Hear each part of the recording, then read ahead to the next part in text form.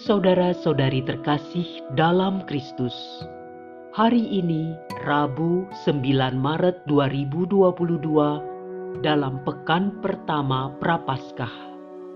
Bacaan dibawakan oleh Sirila Cahyoyanti, Mazmur dilantunkan oleh Michael Kirieko, dan renungan ditulis oleh Stefanus Joko Triantoro. Selamat menekuni sabda Allah. Marilah kita semakin mengasihi, semakin peduli dan bersaksi.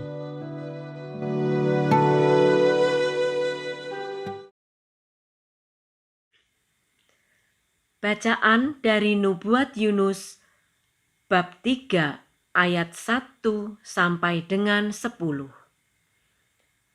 Tuhan berfirman kepada Yunus, "Bangunlah dan berangkatlah ke Niniwe, kota besar itu. Sampaikanlah kepadanya seruan yang kufirmankan kepadamu." Maka bersiaplah Yunus, lalu pergi ke Niniwe sesuai dengan firman Allah. Niniwe adalah sebuah kota yang mengagumkan besarnya, 3 hari perjalanan luasnya.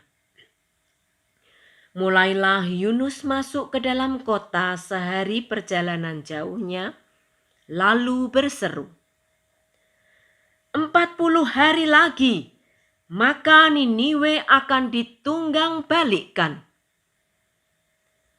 Orang Niniwe percaya kepada Allah, lalu mereka mengumumkan puasa.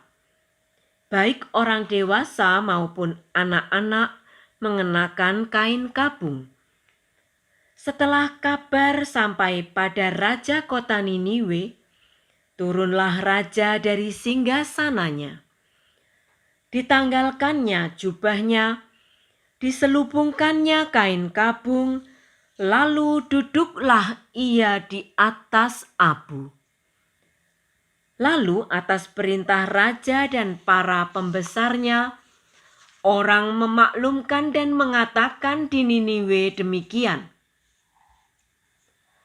manusia dan ternak, lembu sapi dan kambing domba tidak boleh makan apa-apa, tidak boleh makan rumput dan tidak boleh minum air. Haruslah semuanya, manusia dan ternak, berselubung kain kabung dan berseru dengan keras kepada Allah. Dan haruslah masing-masing berbalik dari tingkah lakunya yang jahat dan dari kekerasan yang dilakukannya. Siapa tahu, mungkin Allah akan berbalik dan menyesal, serta berpaling dari murkanya yang bernyala-nyala itu, sehingga kita tidak binasa.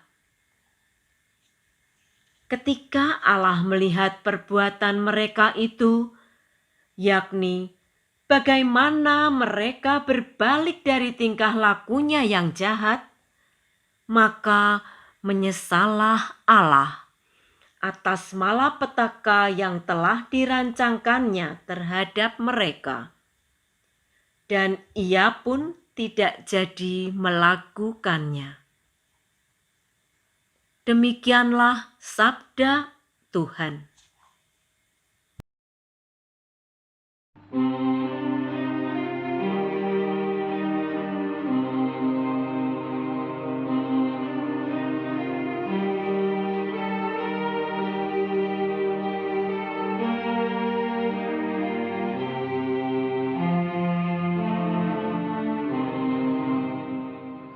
Hati yang remuk redam,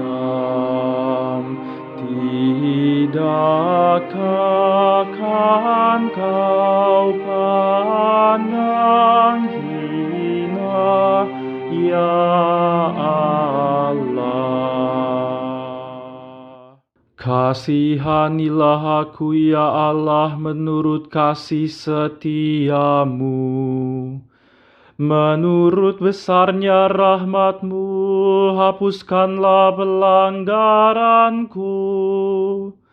Bersihkanlah aku seluruhnya dari kesalahanku, dan tahirkanlah aku dari dosaku. Hati yang remuk redam, tidakkah akan Kau pandang hina, ya Allah? Ciptakanlah hati yang murni dalam diriku, ya Allah, dan baruilah semangat yang teguh dalam batinku. Janganlah membuang aku dari hadapan-Mu, dan janganlah mengambil Roh-Mu yang kudus daripadaku. Hati yang remuk redam, tidakkah akan Kau pandang hina, ya Allah? Tuhan, Engkau tidak berkenan akan kurban sembelihan, dan kalaupun ku persembahkan kurban bakaran, Engkau tidak menyukainya. Persembahanku kepadamu ialah jiwa yang hancur, hati yang remuk redam, tidak akan Kau pandang hina, ya Allah. Hati yang remuk redam, tidakkah akan Kau pandang hina, ya Allah.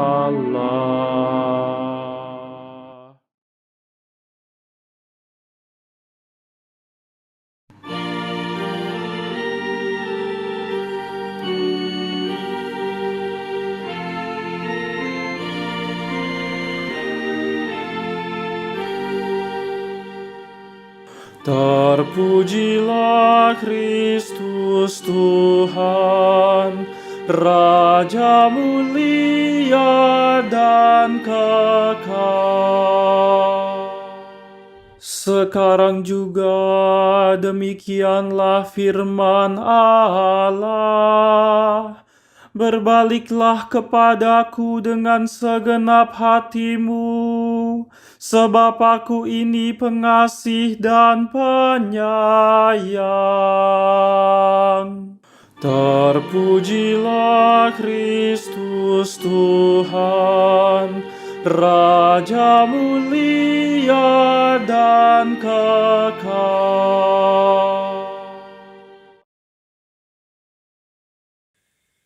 Inilah Injil suci menurut Lukas bab 11 ayat 29 sampai dengan 32. Sekali peristiwa, Yesus berbicara kepada orang banyak yang mengerumuni Dia. Angkatan ini adalah angkatan yang jahat. Mereka menuntut suatu tanda, tetapi mereka tidak akan diberi tanda selain tanda Nabi Yunus. Sebab sebagaimana Yunus menjadi tanda bagi orang-orang Niniwe, demikian pula lah Anak Manusia akan menjadi tanda bagi angkatan ini. Pada waktu penghakiman, Ratu dari Selatan akan bangkit bersama orang dari angkatan ini dan akan menghukum mereka. Sebab Ratu ini datang dari ujung bumi untuk mendengarkan hikmat Salomo. Dan sungguh, yang ada di sini lebih daripada Salomo. Pada waktu penghakiman, orang-orang Niniwe akan bangkit bersama angkatan ini dan mereka akan menghukumnya. Sebab orang-orang Niniwe itu bertobat waktu mereka mendengarkan pemberitaan Yunus, dan sungguh yang ada di sini lebih daripada Yunus. Demikianlah sabda Tuhan.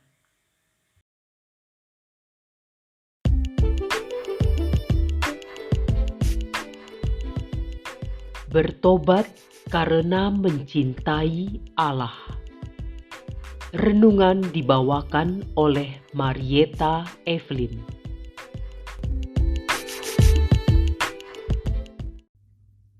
Bapak, Ibu, saudara-saudariku yang dikasihi Tuhan Yesus Kristus. Seringkali kita dengar dan lihat misa-misa penyembuhan dibanjiri umat. Doa-doa novena besar dihadiri ratusan bahkan ribuan umat. Sementara misa ekaristi setiap minggu dan misa-misa di lingkungan terlihat sepi. Kita sering hanya mencari hal-hal yang menguntungkan diri kita sendiri, yaitu berupa mukjizat. Mukjizat selalu kita harapkan sebagai pemenuhan atas keinginan kita sendiri dan bukan kehendak Allah. Bila kehendak dan rencana Tuhan atas diri kita tidak sesuai keinginan kita, kita mengeluh. Sebenarnya Tuhan memberikan apa yang kita butuhkan dan bukan apa yang kita inginkan. Namun, kita kadang tidak mampu mengambil makna dari apa yang kita alami, karena kita sudah ditutupi oleh keinginan-keinginan duniawi yang semu. Dalam bacaan pertama, orang-orang Niniwe mengajarkan kepada kita bagaimana seharusnya kita bertobat dengan penuh ketulusan. Mereka berbalik dari tingkah laku yang jahat dan menjadi lebih baik. Sebuah pertobatan yang membuat Allah Bapa berkenan mengampuni dan mengasihi mereka kembali. Banyak orang mencari Yesus bukan karena percaya, tetapi hanya untuk meminta mukjizat-Nya. Dan Yesus menegaskan bahwa Ia tidak akan memberikannya kepada mereka kecuali tanda Nabi Yunus. Ketidakmampuan mereka untuk menangkap tanda-tanda yang sudah diberikan membuat mereka menjadi bangsa yang tidak dianggap oleh Yesus, meskipun mereka adalah keturunan Abraham. Kedegilan dan kekerasan hati yang membuat mereka tidak mampu menangkap tanda-tanda dari Allah yang dibuat Yesus dalam hidup dan karya-Nya. Yesus adalah Putra Allah, Sabda Allah yang menjadi manusia. Yesus bukan tukang sulap atau dukun yang mempertontonkan kesaktiannya supaya disegani dan ditakuti.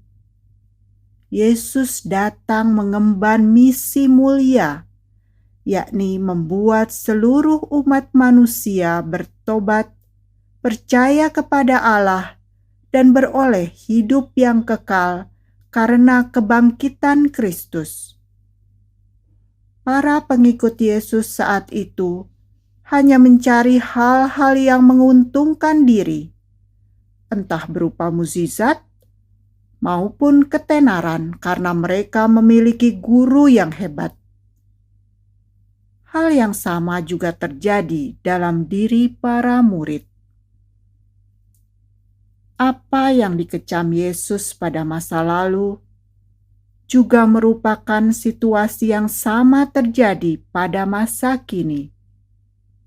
Kita sebagai umat Katolik sering berhenti pada upaya mencari tanda dan mukjizat. Iman kita masih sebatas upaya mencari hal-hal yang sensasional, bukan sebuah ikhtiar untuk mencintai Tuhan dan hidup dalam pertobatan yang terus-menerus. Maka, marilah kita berdoa. Allah Bapa, karena kasih-Mu yang tak terbatas, Engkau telah mengutus Putra-Mu terkasih Yesus Kristus untuk menyelamatkan umat manusia dari dosa dan maut. Bimbinglah kami melalui sabda-sabdanya, agar kami menyadari untuk melaksanakan pertobatan sejati dan menjadi umat-Mu yang patuh, setia, karena kami sungguh mencintai Engkau. Kemuliaan kepada Bapa dan Putra dan Roh Kudus, seperti pada permulaan, sekarang, dan sepanjang segala masa.